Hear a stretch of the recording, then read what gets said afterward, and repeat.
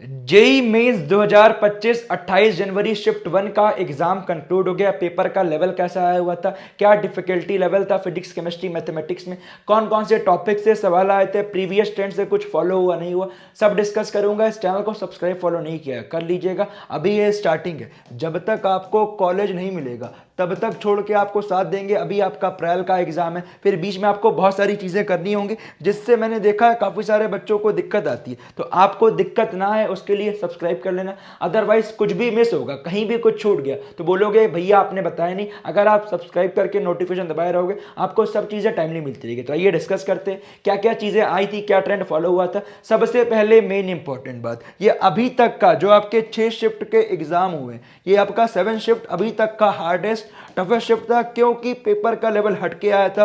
क्या आया था पहले डिस्कस करते हैं। फिजिक्स की बात करें, आपका मॉडरेट टू टफ था ये पेपर। अभी तक का फिजिक्स का टफ था क्योंकि लेंदी सवाल थे, स्टेटमेंट बेस्ड सवाल थे, पेपर का लेवल हटके आया हुआ था। एंड प्रीवियस कहने का मतलब क्या, जो अभी 6 शिफ्ट आए उनसे सवाल आपके रिपीट नहीं हुए। हाँ, प्रीवियस ईयर के मेंस और एडवांस के सवाल रिपीट हुए हैं, बट आपके जो अभी ट्रेंड आया था वहां से रिपीट नहीं हुआ। बात करें आपका डिफिकल्ट था कहने का मतलब क्या, मॉडर्न फिजिक्स के 2 सवाल थे, रोटेशन के आपके 3 सवाल थे, करंट इलेक्ट्रिसिटी के 2 सवाल थे, फ्लूइड का 2 सवाल था, सेमीकंडक्टर का सवाल आपका लॉजिक गेट से आया हुआ था। तो आपके सवाल तो कुछ थे, बट इसमें जो आपके डुएबल, जो आपके इजी सवाल थे वो आपके 5 से 6 ही सवाल थे। इसके अलावा सवाल आपके लेंदी थे। ये पेपर आपका ऐसा आया हुआ था कि पेपर हटके आया हुआ था। जो आपका पहले ट्रेंड फॉलो होता था वो फॉलो हो रहा है कि आपका 160 170 पे 99 परसेंटाइल बन जाए। इलेक्ट्रोस्टैटिक का एक सवाल आया था। आइए अगला आप डिस्कस करते हैं केमिस्ट्री का मेन इंपॉर्टेंट पार्ट। केमिस्ट्री आपकी इजी नहीं थी, मॉडरेट थी। क्यों? आपके 4 से 5 सवाल मार देखे ऑर्निक के,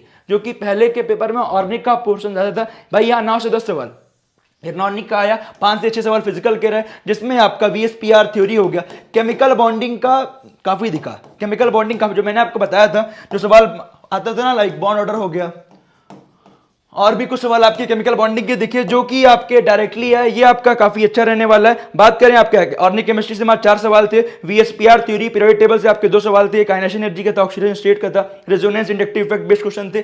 साथ ही में आपका इंपॉर्टेंट बात क्या, केमिस्ट्री में जो आपका ऑर्गेनिक में टाइम कम लगता था उसी के सवाल कम कर दिए, तो बच्चों को केमिस्ट्री में भी थोड़ा सा आपका काफी टाइम लगा एंड बच्चे टाइम बैलेंस उतना कर नहीं पाए। अगर आप एग्जामिनेशन देके आओ अपना रिव्यू जरूर कमेंट कीजिएगा, क्योंकि बहुत सारे बच्चों ने एग्जामिनेशन दिया, सभी बच्चों को पेपर मोस्टली टफ लगा, क्योंकि पेपर का लेवल, लाइक जब वो फिजिक्स करने बैठे, फिजिक्स से ही उनकी थोड़ी सी हालत खराब हुई, क्योंकि वहीं पे आपका टाइम लग रहा था। अगर आप एग्जाम देके आओ अपना जेन्युइन रिव्यू जरूर कमेंट कीजिएगा। मैथमेटिक्स की बात करें, सिमिलर जैसा आपका आता है, लेंदी मॉडरेट टफ वही रहा, क्योंकि अगर आप मैथमेटिक्स की बात करें, अगर आपने 8 से 10 सवाल, अराउंड 10 सवाल किए हैं, तो आपके 99 परसेंटाइल मैथ में आराम से आ जाएंगे। सवाल आए कहां से थे, तो भैया आपका एरिया अंडर द कर्व से आया था, सीक्वेंस सीरीज हो गया, डिफरेंशियल इक्वेशन से एक सवाल हो गया, मैट्रिक्स से एक सवाल हो गया, प्रोबेबिलिटी का एक सवाल हो गया, कोनिक सेक्शन का आपका 3 सवाल हो गया, एंड उधर आपका जो कोऑर्डिनेट ज्योमेट्री स्ट्रेट लाइन से एक सवाल आया था। ठीक है, तो ये आपका लेवल था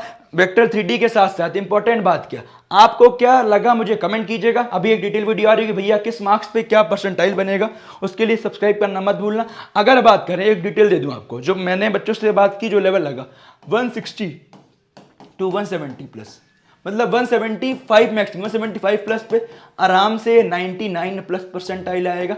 अगर यही अगर आप 98 की बात कर रहे हैं, ये आपका जाने वाला है अराउंड 150 से 155 या मैक्सिमम 160। ठीक है, और 97 आपका अराउंड 140 पे बनेगा। पिछले साल वाला चीजें नहीं होंगी, डरिएगा मत, कोई बात नहीं। एग्जामिनेशन जैसा भी आ, कोई दिक्कत नहीं है। जो भी आपका रिस्पॉन्स शीट आएगा उसे आप डाउनलोड कीजिएगा, अपने आप को एनालाइज कीजिएगा मुझे कैसे और इंप्रूव करना है, एंड अप्रैल और साथ ही में एडवांस के लिए तैयारी कीजिएगा। किन बच्चों को अप्रैल की तैयारी करना चाहिए, किन बच्चों को एडवांस की तैयारी करना चाहिए, सबके रिगार्डिंग वीडियो मिलेगा, तो परेशान बिल्कुल मत होइएगा। चलिए मिलते हैं आपसे अगले वीडियो में, टेंशन बिल्कुल मत लीजिएगा। अभी आप 1 से 2 दिन का रेस्ट कीजिए, जो बच्चे बोर्ड वाले फिर बोर्ड में लग जाइएगा, और जो बच्चे ड्रॉपर हैं वो दोनों को करिएगा। हाँ, जो बच्चे 12th बोर्ड की तैयारी कर रहे हैं, बोर्ड के साथ जेईई मेन को छोड़िएगा मत, क्योंकि आपके दोनों ही इंपॉर्टेंट है। चलिए मिलते हैं आपसे अगले वीडियो में, बाय बाय, जय हिंद।